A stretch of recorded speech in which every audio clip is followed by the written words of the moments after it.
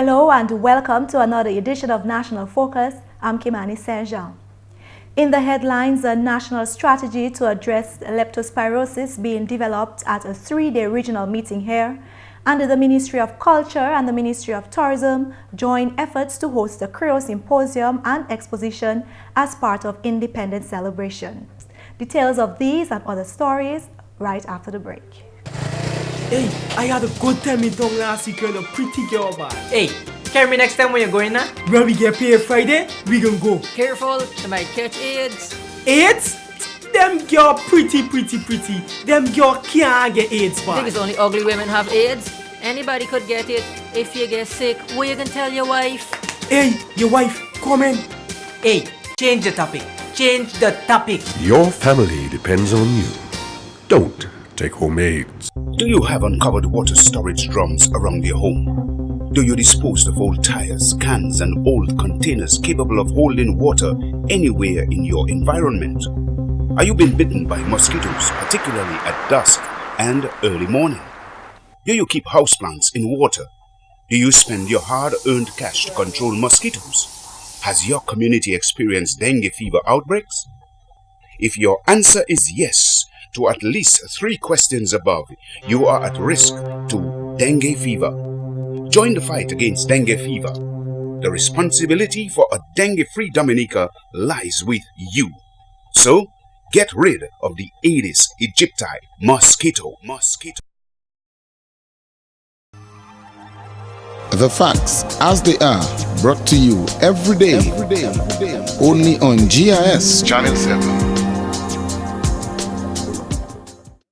Thank you for staying with us. The Ministries of Health and Agriculture, together with the Caribbean Animal Health Network and the Pan American Health Organization on Tuesday, convened a 3-day meeting to develop a national capacity plan to address the issue of leptospirosis and other zoonotic diseases in Dominica. The second meeting of the CaribVet Veterinary Public Health Working Group, being held at the Fortune Hotel, has brought together participants from Dominica and the wider Caribbean region. The first such meeting was held in Puerto Rico in December 2011. CaribVet is a collaboration network involving veterinary services, research institutes, and regional international organizations to improve animal and veterinary public health in all countries and/or territories of the Caribbean. PAHO and WHO representative Dr. Sandra Vocati said this week's working sessions in Dominica will seek to come up with a One Health approach strategy in dealing with leptospirosis. We want to come together in this working group to consult across all these sectors to come up with a One Health strategy for leptospirosis. So we're going to do a root cause analysis of outbreaks of leptospirosis. What are the risk factors that together converge and cause an outbreak? And then try to develop targeted strategies to prevent these outbreaks. Leptospirosis is a disease, a zoonotic disease that people get from animals, very often involving rodents, rats and so on, and very often involving flooding. It's a waterborne disease, and the outbreaks are often seen as a result of flooding. It's a disease we have in almost all Caribbean countries, not only Dominica, and for this reason, we thought we would focus this particular working group meeting on coming up with innovative strategies to prevent leptospirosis outbreaks. Acting Chief Environmental Health Officer Sylvester Saintville told the opening ceremony that countries' preparation to reduce diseases originating from animals such as leptospirosis is critical. The incidence of leptospirosis increased in Dominica in 2010-2011, with the country reporting as many as 44 cases from June 2010 to December 2012. These 44 cases are both cases which were confirmed and cases which were not confirmed or considered or classified as undifferentiated fever. The disease was also culpable in the death of 4 individuals who were snatched from the prime of their lives. Although there have not been subsequent confirmed cases, the potential still exists for the transmission of the disease. Permanent Secretary in the Ministry of Agriculture, Dr. Eisenhower Douglas, fully endorsed this week's workshop, saying that it ties in with government's recent investments in the livestock sector. With the current construction of a multi-million-dollar abattoir in Layu, Dr. Douglas is hopeful that officials of Dominica's veterinary unit will utilize the expertise of CaribVet in shaping a more robust livestock sector in Dominica. Our agriculture ministry and our veterinary unit doesn't have all the skills that we need. I mean, the fact that we have committed people, we have dedicated people, we have hardworking people, that is not a substitute for all the skills that you require to get the job done. So an entity like CaribVet, I'm very pleased from what I've seen there on the screen a while ago, in that Dr. Thomas here, when he has technical requirements that his own skills within the vet unit, within the livestock unit, cannot fulfill, he can draw upon that wider body. Organizers of the CaribVet Veterinary Public Health Working Group meeting are hopeful that following the meeting, countries will work together to implement the strategies developed. The government of the People's Republic of China and Dominica have signed a bilateral agreement which will support cooperation in sustainable environmental management activities and climate change. This was confirmed this week by Minister of State in the Ministry of Foreign Affairs, Senator Alvin Bernard, during an interview with GIS News. Senator Bernard says the agreement was signed in China in July. One of the concrete actions that will be taken is the support by the People's Republic of China to the government of Dominica in the provision of a number of solar street lights. The government of Dominica is committed to lighting all the major highways in the Commonwealth of Dominica. And this will be done as far as is practically possible using solar street lights. And therefore, the government of the People's Republic of China has committed to supporting the government of Dominica in this effort. As I said before, this has given a new dimension to the relationship between the People's Republic of China and the government of Dominica, whereby a focus is placed on sustainable environmental management and addressing the whole question of climate change. The project will be implemented by the technical personnel from the People's Republic of China, who will be responsible for implementation and training of local personnel from the Ministry of Public Works. The government of Dominica has secured a $2.1 million loan from the CARICOM Development Fund for developments in the agricultural sector.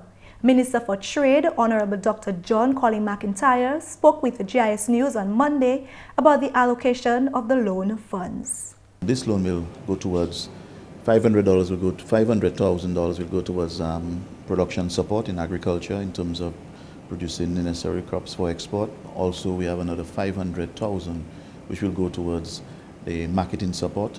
And of course, we have about another $1.1 million which will go towards staffing. And we're looking at staffing for a period of 2 years. Of course, first of all, we'd like to employ someone in the field of, say, operations manager. And we speak here of both the pack house in Roseau as well as in Portsmouth, an operations manager, market support manager, plant manager, quality supply chain manager, and a few of these other type of jobs. We've also received a grant from the CARICOM Development Fund, because there's that component as well to the tune of $1.3 million. And this, and we speak here of EC dollars, and this $1.3 million will go towards operationalization of the pack houses. And of course, we speak here of both pack houses in Roseau and in Portsmouth. And we speak here of purchasing equipment for the pack house and some remedial works which will be carried out in the Portsmouth pack house as well to get them going. We would like to start the recruitment stage right now in terms of advertising necessary jobs, in terms of qualifications and the requirement needed for these jobs, so we can at least be ready for mid-January, sometime in January, where we will actually start the operations of this pack house, and when we receive the funds. We will bring you more details of the expected impact of the loan funds on the agricultural sector in a subsequent newscast. In other news, when the World Creole Music Festival was originally conceptualized as part of independence celebrations in Dominica, the aim was to explore not only Creole music, but the customs, cuisine, dress, and food and heritage of the Creole nation. Bearing this in mind, the Ministry of Tourism and the Ministry of Culture have joined their efforts to this year host the Creole Symposium and Exposition in Dominica from October 22nd to 24th. From the inception of the World Creole Music Festival, one of the major reasons for putting on a festival of that type was to showcase our Creole culture and our Creole heritage. And it was not just, when it was originally conceived, not just about the 3 nights of pulsating rhythms, but much more than that. Everything that makes us unique as a Creole people. And so we felt that we needed to go back to the original purpose for the festival. One of the things we initiated last year after World Creole Music Festival and after Carnival was 2 short, I don't want to use the word symposium again, but we brought all of the players together. In the case of World Creole Music Festival, all of the players together in a one-day kind of seminar and looked at all of the factors affecting or associated with the festival to see how we could repackage, remodel the strengths of the festival, how we could build on it, the weaknesses, how we could strengthen and eradicate all of the weaknesses associated with the festival to continue to make the festival as fresh and as appealing to Dominicans and to overseas visitors alike. At a press conference on Monday, Gregory Rabes, symposium coordinator, spoke about the objectives of this symposium and exposition. To share and reflect on experiences, actions in relation to the development and promotion of the Creole language and culture and the impact of such actions on Creole societies. To reflect on the current opportunities and challenges and develop strategies of cooperation as a way forward. To promote and give exposure to the Creole cultural industries, including individual artists, creators, and entrepreneurs, to strengthen links and forge networks among countries that share in common the French Creole heritage. This 3-day event, which will be hosted at the Arak House of Culture, will also commemorate the 30th anniversary of International Creole Day on October 28th. International Creole Day, inspired by Dominica's Journée Creole, has been celebrated since 1983 in countries of the Caribbean and in the Indian Ocean, which share a French Creole heritage. In 1981, the government of Dominica, then just after Hurricane David, 2 years after, established the Creole Committee, the Division of Culture established the Creole Committee, and among the strategies to promote Creole language and culture was to establish Journée Creole. 2 years later, in 1983, at a meeting of Banzil Creole, that is an international grouping of Creole-speaking countries, including Dominica, at a meeting in Louisiana, inspired by Dominica's decision to put a day aside for Creole, Journée Creole, they took the decision that the October 28th will be celebrated and known as International Creole Day. To date, several individuals and institutions from Seychelles, Haiti, Guadeloupe, Martinique, and St. Lucia have already confirmed their participation in the event. In addition, the Association Coreca of Guadeloupe, one of the major overseas partners in the planning of the symposium, has confirmed that attendance of a delegation of 30 persons, which includes mass cacle, a drumming ensemble, and a Creole theater production. According to Rabes, there has also been expressed interest for participation from countries such as Trinidad and Tobago and Venezuela. The symposium itself will be held at the Arak House of Culture and will focus on 3 themes. On day 1, Creole language. What we have achieved in the Creole language, Creole informal education, the role of Creole in the media, Creole in society. On day 2, the focus will center around the cultural industries. How the work that has gone on in Creole over the years, Journée Creole, all that has impacted on the growth of the cultural industries. And day 3 now we'll be looking at regional cooperation. We will have presentations from representatives of some of the major players, some of the local and regional governments of Guadeloupe and Martinique, institutions that have been working on regional cooperation, on Creole, on cultural cooperation. And then we will issue a final declaration which will summarize and capture the various actions and strategies that would have emerged from day 1, day 2, and day 3. LIME Dominica is also a major partner of the event. The exposition segment, coordinated by Sharon Roll of Dexia, will be staged at LIME's Creole in the Park. It is anticipated that the Creole Symposium and Exposition will become a yearly event celebrated as part of Dominica's independence festivities. And finally, the Ministry of Education, in collaboration with the Ministry of Telecommunications and Information, have joined efforts to hold a national e-learning symposium later this month. This symposium is geared at improving awareness of the use of ICT in learning.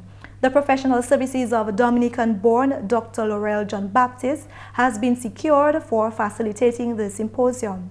Dr. Laurel John Baptist, the Canadian government e-educational advisor, has worked in education and online learning for over 13 years. She has built education programs and systems for some of Canada's largest corporations. In a discussion with GIS News on Tuesday, Bennett Thomas, Director of Telecommunications, says Dr. John Baptist has expressed interest in helping Dominica become the center of excellence in e-learning in the region. I was introduced to Dr. John Baptist by my predecessor, Mr. Cadet, and I took up the opportunity, spoke with her, and she has been very, very enthusiastic in trying to have her contribution in Dominica. She has been looking for an opportunity to do something and to give back to Dominica some of the knowledge and expertise that she had, and she was so enthralled by trying to be here. So once I had gotten her confidence and we began to work towards an e-education symposium, she jumped at the opportunity, and the end result is we are here now to discuss the upcoming symposium. Dr. John Baptist holds a Doctor of Education and Master of Arts degree in Education and a Bachelor of Science in Computer Information Systems. E-learning is very vital for today's society. We cannot underestimate the importance of IT in education. I'm very happy to collaborate with Dr. John Baptist in this venture.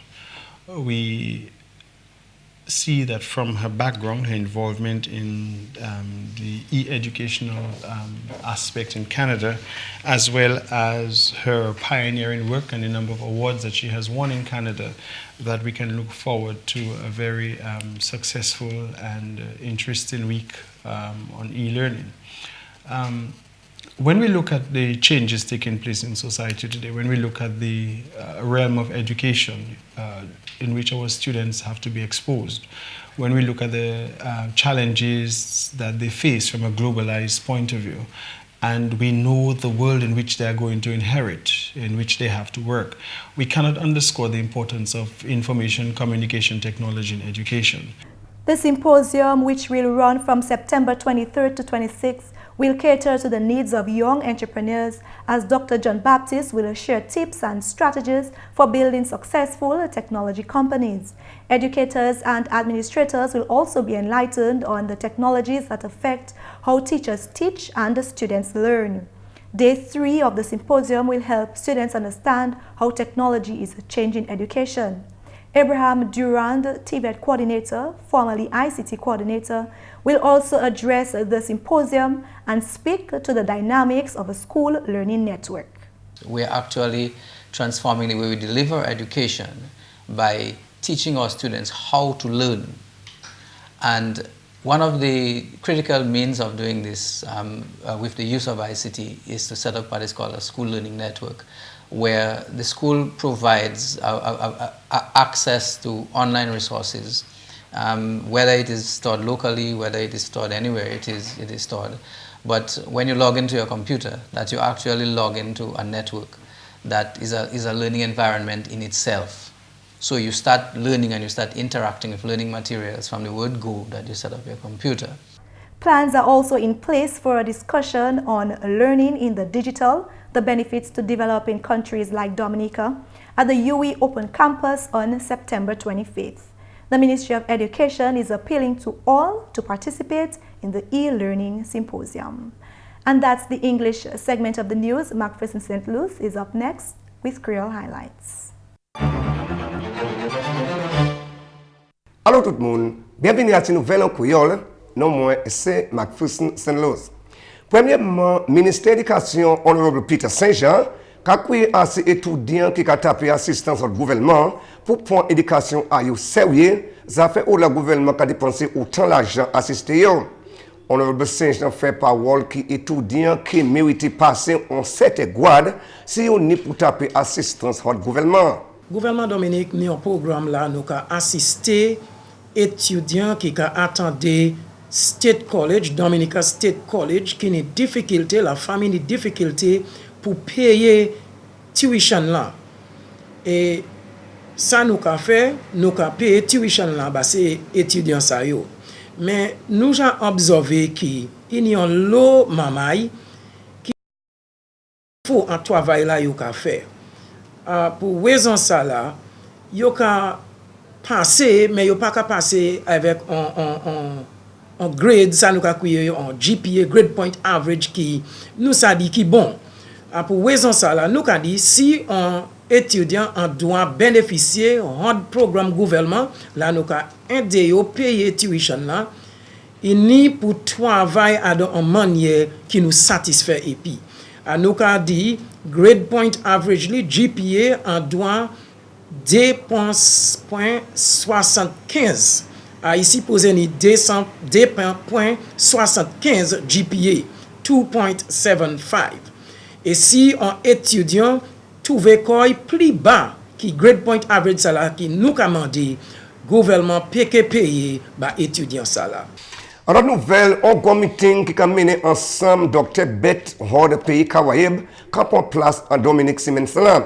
C'est officiel qui a discuté de maladie comme leptospirosis, hors de Beth, et puis comment ça affecte le monde.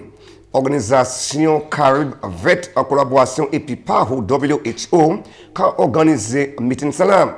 Moun la qui a tenu position comme chef département environ Sylvestre Saint-Ville a adressé cérémonie pour te ouvrir meeting la journée. Leptospirosis c'est une maladie nous tenons en ce jour. Il était un bagage qui était toujours dans les médias, so il a développé une stratégie pour aider tous ces pays caribes là à dealer avec leptospirosis. Mais généralement, comment important le meeting ça là?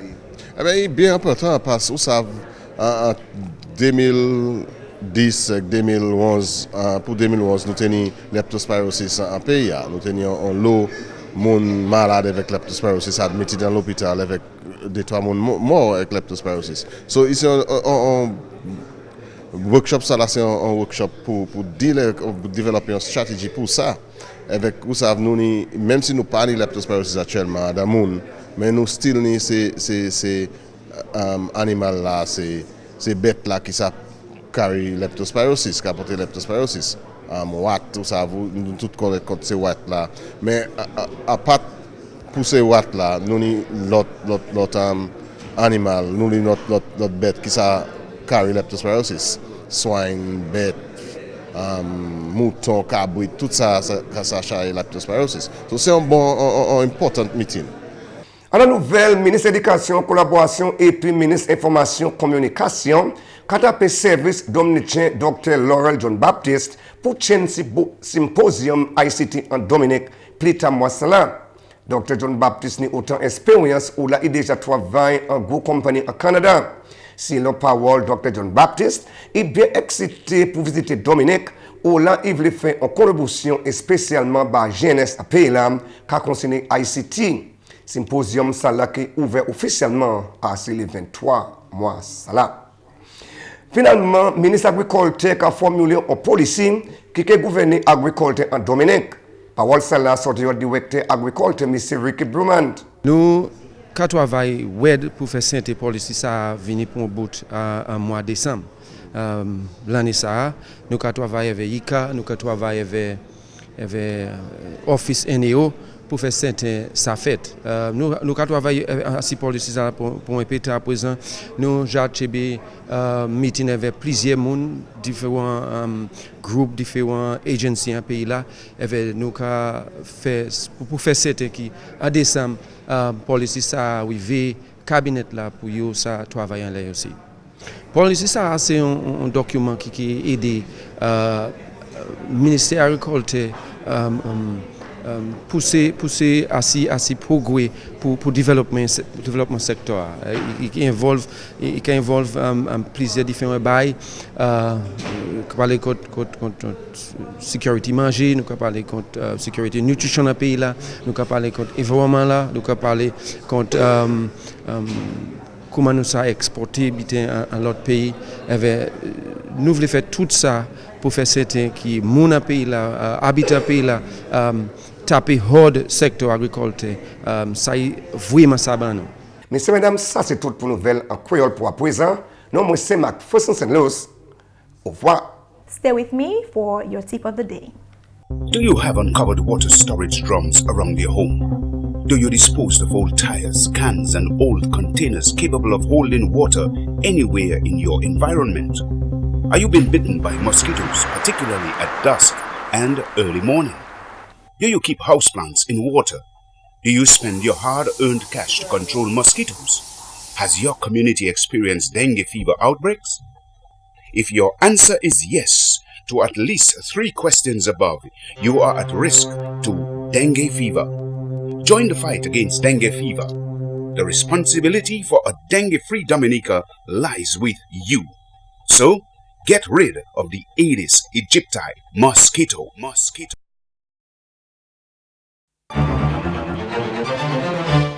Not everyone has the right information needed to get a job. Here's a tip.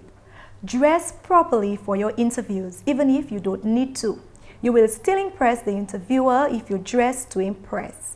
The first impression you make on a potential employer is critical. Your appearance can tell a lot about you, and what you are wearing will certainly be a factor when a potential employer forms his initial opinion about you. Dressing conservatively is the safest bet, but it does not hurt to do a bit of investigating about the company to determine the type of attire that other employees wear. These techniques and information will prove to be valuable moving forward. And that's all for this edition of National Focus. We always welcome your suggestions and comments. Drop us an email at gis@dominica.gov.dm or visit our website news.gov.dm. You can also catch up on past National News Focus newscasts on our YouTube channel. Before we leave tonight, we would like to inform you that you could look at part 2 of the Yes We Care program on our GIS local programming. On behalf of the entire news production team, I'm Kimani.